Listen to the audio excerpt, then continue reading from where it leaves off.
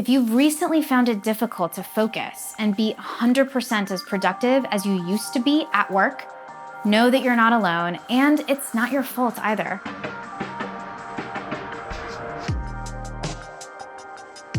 Hi, and welcome to Headspace for Work. I'm Dr. Sahar Yousef. I'm a cognitive neuroscientist and a professor at UC Berkeley's Haas School of Business. I research new ways of working that fully tap into the biology of how our brains work so that we can fully focus on the task at hand. While working from home gives us more freedom over our day, it can also make it harder to focus. Today, we'll be talking about why you might be finding it harder to focus and be productive while working from home. Before the pandemic hit, we had clear physical distinctions between our work and our personal lives. But now most of us are working and living in the exact same space. Many of us ask, what can I do to be more focused? But instead of thinking about focus as a conscious effort, which can be hard to control, it's more productive to think of focus through the lens of removing distractions and drains.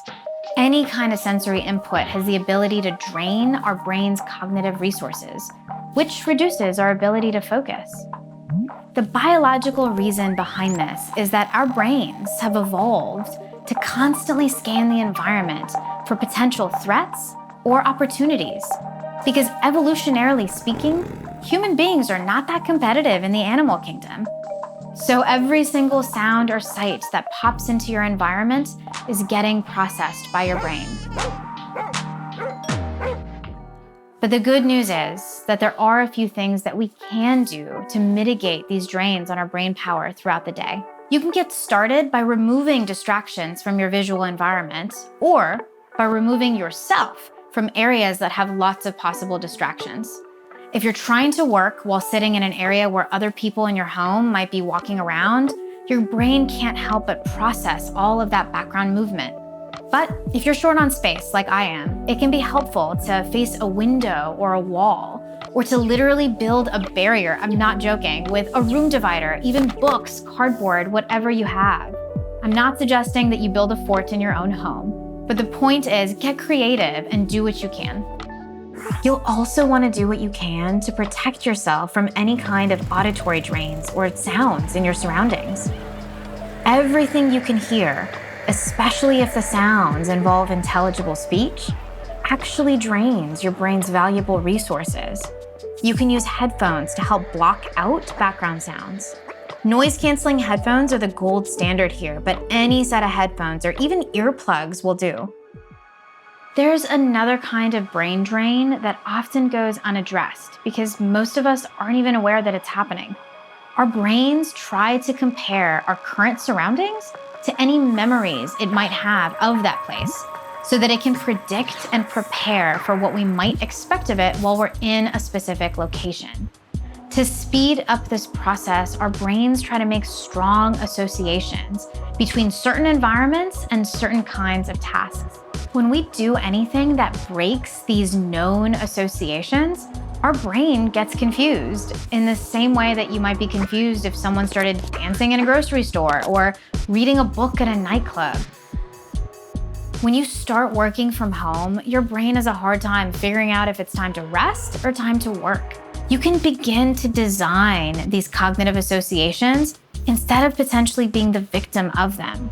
We can help our brains quite a bit by carving out intentional space for our work and doing nothing else in that space but work. Ideally, you'd be able to have a totally separate space to use as an office in your home.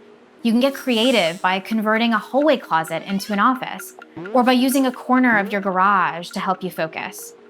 This isn't possible for every situation, so if you need to do your work on your kitchen table, like me, you can put down a work mode tablecloth or scarf under your computer to send the signal to your brain that you've entered a new environment and it's time to get to work. You can use any physical object for this. You just need a new visual marker to tell your brain, this isn't my kitchen table anymore. When you're done with your work, be sure to put the tablecloth away so that you can keep that association really clear and it can become your kitchen table again.